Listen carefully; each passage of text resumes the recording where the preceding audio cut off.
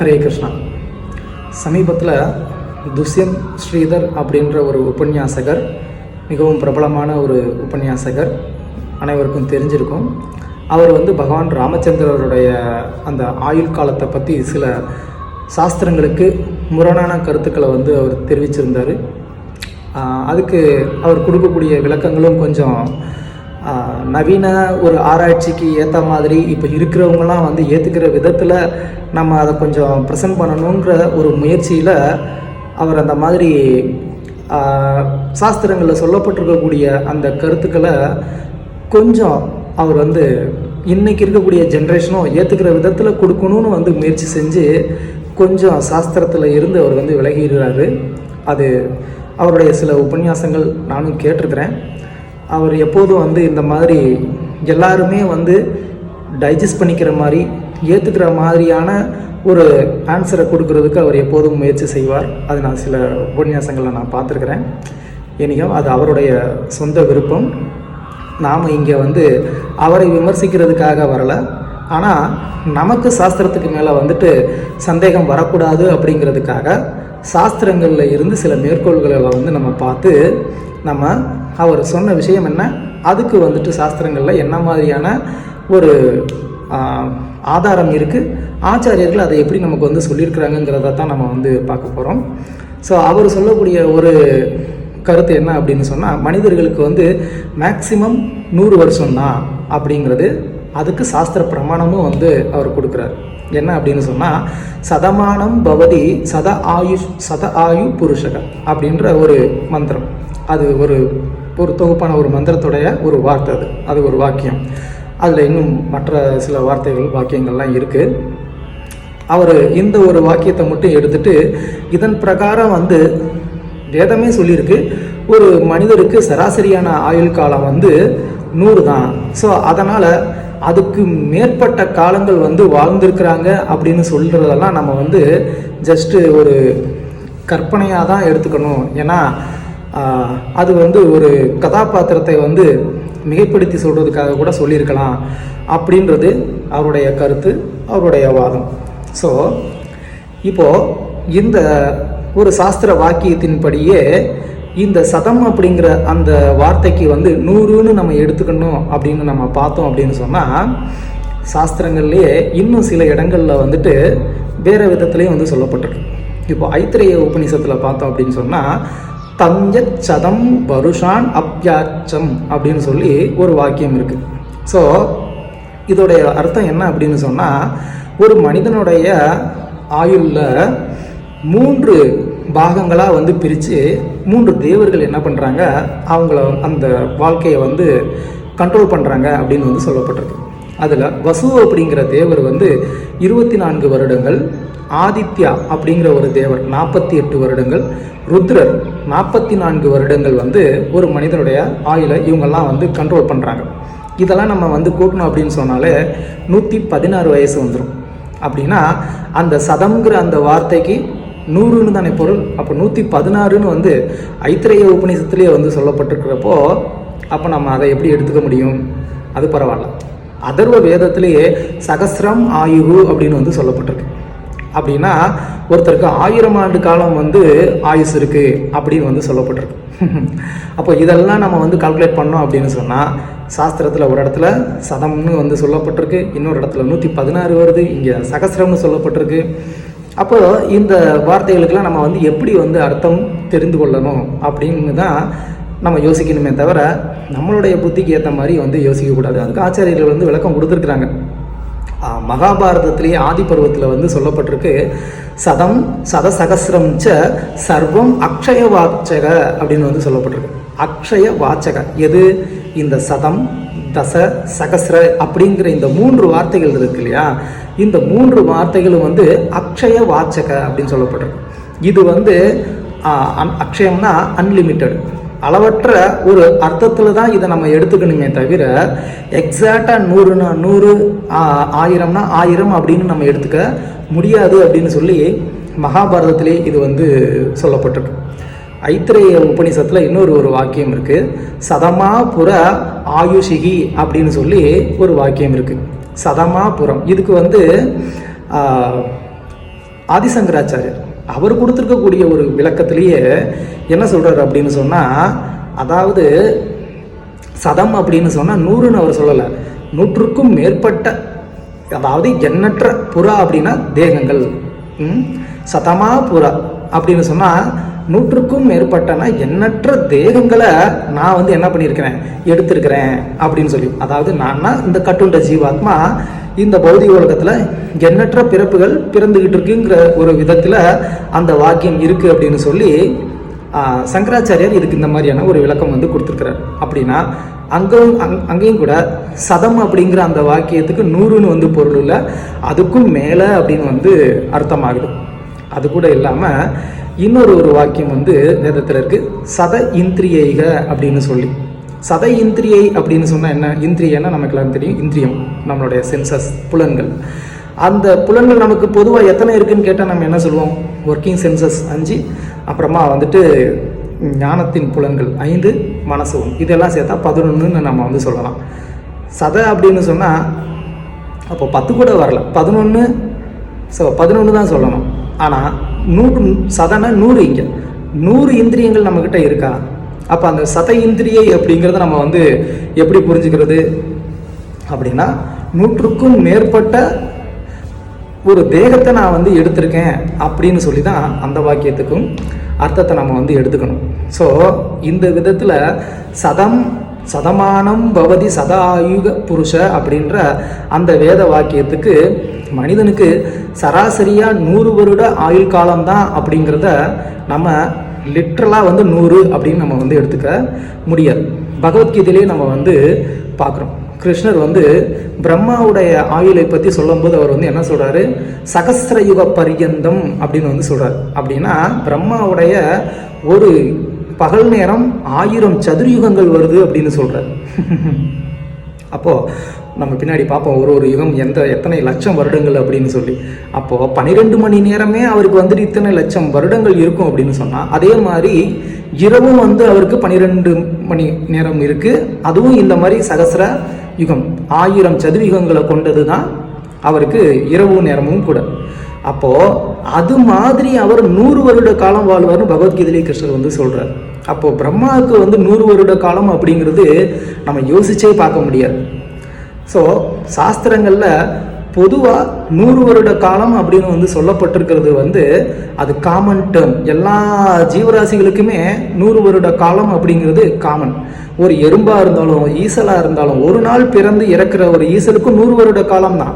அது நம்மளுடைய கணக்குப்படி பார்க்கும்போது ஒரு நாள், ஆனால் அதோடைய லைஃப் ஸ்பேன் படி பார்க்கும்போது அது 100 வருடம். அது குழந்தையா பிறக்குது, வளருது, இனப்பெருக்கம் பண்ணுது, முதிர்ச்சி அடைஞ்சு இறந்துடுது. அப்போது கம்ப்ளீட்டான ஒரு சைக்கிளை வந்து என்ன பண்ணுது அந்த ஈசல், அது வாழ்ந்து முடிச்சுட்டு தான் போகுது. அப்போது அதுவும் 100 வருட காலம் வாழ்ந்திருக்கு அப்படின்னு சொல்லி தான் அர்த்தம்.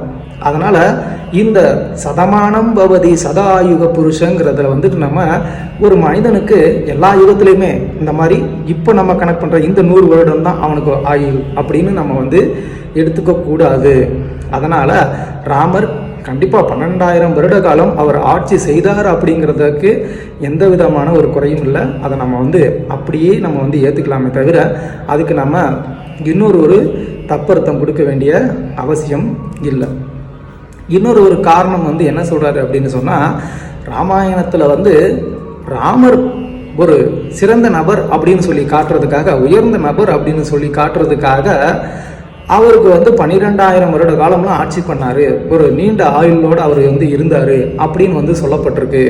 அது ஜஸ்ட் வந்து ஒரு கவிநயத்தில் அந்த மாதிரி வந்து சொல்லியிருக்கிறாங்க, ஒரு ஹீரோவை புகழ்கிறதுக்காக சொல்லியிருக்கிறாங்க அப்படின்ற ஒரு விதத்தில் வந்து சொல்கிறாங்க. ஸோ அந்த மாதிரி ஒரு ஆர்கியூமெண்ட் நம்ம எடுத்துக்கிட்டால் கூட ராமாயணத்தில் வந்து ராமர் தான் ஹீரோ, அது எல்லாருக்குமே தெரிஞ்சது தான். ஆனால் அவருடைய அப்பா தசரதன் 60,000 வருட காலம் வந்து வாழ்ந்திருக்கிறாரு அப்படின்னு சொல்லி வால்மீகி ஏன் சொல்லணும்? 60,000 வருட காலம் அவர் வாழ்ந்திருக்கிறாருங்கிறத சொல்லிட்டு இங்கே ராமர் 10,000 வருடம் அவர் வாழலையே. மோஸ்ட்லி அவர் வந்து மேக்சிமம் 13,000 வருடம் காலம் வந்து இருந்திருக்கலாம், அவ்வளோதான். அப்போது அவருடைய வாழ்நாளை வந்து கம்மியாக தானே சொல்லியிருக்கிறாரு. அதில் எப்படி வந்து அவரை வந்து புகழ்ந்து சொன்னதாக வந்து நம்ம பார்க்க முடியும்? அதனால் இந்த மாதிரி வால்மீகி போன்ற உயர்ந்த பக்தர்கள் வந்து ஒரு கற்பனையில் ஏதோ வந்து ஒருத்தரை புகழ்ந்து சொல்கிறதுக்காக அவங்க ஒரு விஷயத்த சொல்லியிருக்கிறாங்க அப்படின்னு சொல்கிறது மிகவும் கண்டிக்கத்தக்க ஒரு கருத்து. அதை நம்ம வந்து ஏற்றுக்கவும் முடியாது. அவங்களாம் வந்து நிஜத்தை என்ன பார்த்தாங்களோ பார்த்ததை அப்படியே வந்து எழுதியிருக்கிறாங்களே தவிர அவங்களுடைய சொந்த கற்பனை எதையும் அவங்க அதில் போடலை அப்படிங்கிறத நம்ம வந்து தெரிஞ்சுக்கணும். இன்னொரு உதாரணம் வந்து அனரண்யா அப்படின்னு சொல்லி ஒரு ராஜா. அனரண்யா அப்படின்னு சொல்லி சூரிய வம்சத்திலேயே வரக்கூடிய ஒரு ராஜா. இந்த ராஜா வந்து ஒரு 15வது ஒரு ஜென்ரேஷன் சொல்லலாம். பிரம்மாவில் இருந்து ஆரம்பித்து ஒரு 15வது ஜென்ரேஷனாக வரக்கூடிய ஒரு ராஜா சூரிய வம்சத்தில். இவருக்கும் ராவணனுக்கும் ஒரு வாட்டி வந்துட்டு சண்டை வருது. அதில் ராவணன் அவரை வந்து தோக்கடிச்சிடறான். அப்போது அந்த ராஜா வந்து ராவணனை சபிக்கிறாரு, என்னுடைய வம்சத்தில் வரக்கூடிய ஒரு ராஜாவே வந்து உன்னை வந்து வதம் பண்ணுவான் அப்படின்னு சொல்லி. இதுக்கு அப்புறமா தான் ராமர் வந்து அவதாரமே பண்ணுறாரு. இதுக்கு அடுத்து வந்து இன்னும் பல ராஜாக்கள் வர்றாங்க. அதுக்கப்புறமா தான் ராமர் வந்து அவதாரம் பண்ணுறார். ஸோ இப்போ இந்த கால்குலேஷன் படி ஒருத்தருக்கு வந்து 100 வருட ஆயுள் காலம்தான் நம்ம வந்து ஃபிக்ஸ்டுன்னு சொல்லி வச்சோம் அப்படின்னு சொன்னால், இப்போ இந்த அனரண்யன்கிற அந்த ராஜாவுக்கு அடுத்து ராமர் வந்து ஒரு 10வது ஜென்ரேஷனோ சம்திங், எக்ஸாக்டான ஒரு கால்குலேஷன் எனக்கு ஞாபகம் இல்லை. பட் அந்த மாதிரி வரும்போது நம்ம கால்குலேட் பண்ணால் இப்போது இந்த ராவணனை வதம் பண்ணணும்னா ராமர் வரணும். ராமர் வர்ற வரைக்கும் அப்போ ராவணனும் வாழணும். அப்போது அந்த லைஃப் டைம் அதை நம்ம கால்குலேட் பண்ணோம் அப்படின்னு சொன்னால் ராவணனுக்கு ஆல்மோஸ்ட் வந்து 1500 வருடங்களாவது வந்து இருக்கணும். அப்போ 1500 வருடம் ராவணன் எப்படி வந்து வாழ்ந்தான்? அவனுக்கு 100 வருட காலம் தானே இருந்திருக்கணும். ஸோ அதனால் இந்த ஒரு நார்மல் கால்குலேஷனை வச்சு நம்ம வந்து என்ன பண்ண முடியாது, ஒருத்தருடைய ஆயுள் காலத்தை நம்ம வந்து சொல்ல முடியாது.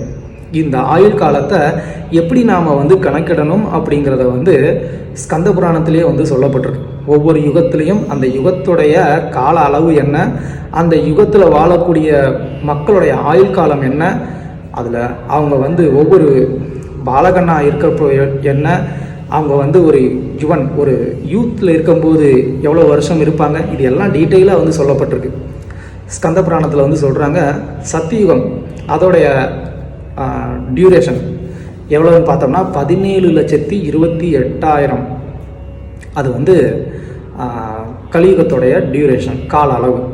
அதில் ஜனங்களுக்கு ஆயுள் காலம் 1,00,000 மேலே அது வந்து அவங்களுடைய ஆயுள் காலம். அதில் 16,000 வருடம் வரைக்கும் அவங்க வந்து பாலகா ஒரு குழந்தையாகவே இருப்பாங்களாம். 16,000 வருட காலம் வரைக்கும் பாலகா அப்படின்னு சொன்னால் ரொம்ப தவழ்கிற குழந்தை அப்படின்னு இல்லை, ஒரு குழந்தை, சின்ன குழந்தை, நம்ம நல்லா ஓடி ஆடி விளையாடக்கூடிய ஒரு குழந்தை. 16,000 வருட காலம் அப்படி இருப்பாங்களாம்.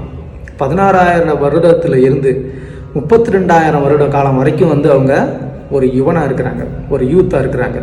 அதுக்கப்புறமா தான் அவங்க வந்து கொஞ்சம் கொஞ்சமாக வயசாகிறாங்க. ஸோ இது வந்து சத்தியுகத்தில் வந்து அவங்களுடைய தேக ஆரோக்கியம் ஆயுள் இந்த மாதிரி இருக்குது.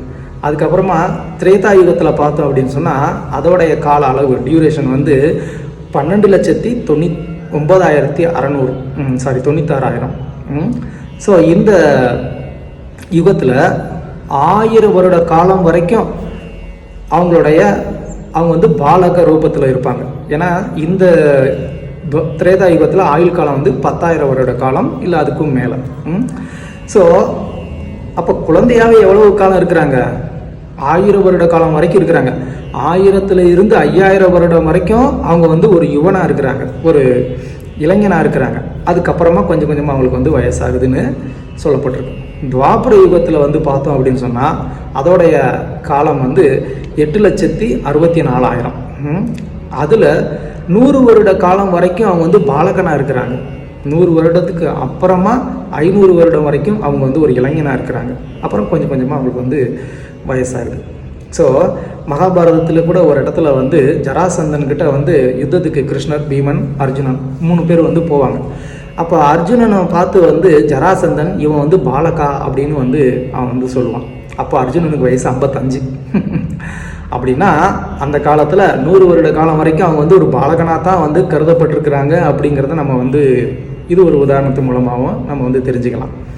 கலியுகத்தில் வந்து அதோடைய டியூரேஷன் கால அளவு 4,32,000 வருடம். ஸோ இது நம்ம எல்லாருக்குமே தெரிஞ்சது தான். பாலகனா எவ்வளோ காலம் இருக்கிறோம், இளைஞனா எவ்வளோ காலம் இருக்கிறோம், மரணம் அப்படிங்கிறது எப்போங்கிறதே நமக்கு வந்து தெரியாது. ஸோ இந்த விதத்தில் சாஸ்திரங்களில் எல்லாமே வந்து தெளிவாக வந்து சொல்லப்பட்டிருக்கு. அதை நாம் வந்து என்ன பண்ணணும், சாஸ்திரங்களில் சொல்லப்பட்டிருக்கிற விதத்திலேயே அதை நம்ம வந்து தெரிஞ்சுக்க முயற்சி பண்ணணுமே தவிர, அதையும் ஆச்சாரியர்கள் நமக்கு வந்துட்டு எந்த விதத்தில் எடுத்து காமிச்சிருக்காங்களோ அந்த விதத்தில் நாம் வந்து புரிஞ்சிக்க முயற்சி பண்ணணுமே தவிர, நம்மளுடைய சொந்த கற்பனைகளை வந்து போடாமல் அதை அப்படியே மக்களுக்கும் நம்ம வந்து கொண்டு போய் சேர்க்கணும். அதுதான் முக்கியமான ஒரு கடமை, நமக்கு இருக்கக்கூடிய ஒரு கடமை. இன்றைக்கு இருக்கக்கூடிய இந்த நவீன கல்வி கற்றுக்கொண்டிருக்கக்கூடிய இந்த மக்கள் இவங்க இதெல்லாம் வந்து ஏற்றுப்பாங்களா, நம்புவாங்களா, நம்ப மாட்டாங்களா அப்படிங்கிறத பற்றின ஒரு விசாரணை நமக்கு வந்து அவசியம் இல்லை. நம்ம சாஸ்திரங்களில் சொல்லியிருக்கிறத மக்கள்கிட்ட அப்படியே கொண்டு போய் சேர்க்கறது தான் நம்மளுடைய கடமை. அதை செய்தோம் அப்படின்னு சொன்னால் நம்மளுடைய ஆச்சாரியர்களும் சந்தோஷப்படுவாங்க, பகவான் கிருஷ்ணரும் சந்தோஷப்படுவார். ஹரே கிருஷ்ணா.